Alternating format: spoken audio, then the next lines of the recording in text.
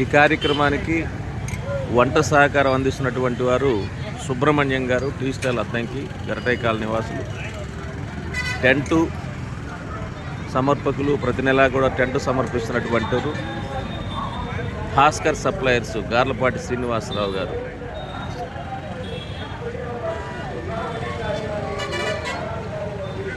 అన్నదాత సుఖీ భవ, అన్నదాత సుఖీ భవ, సుఖీ భవ.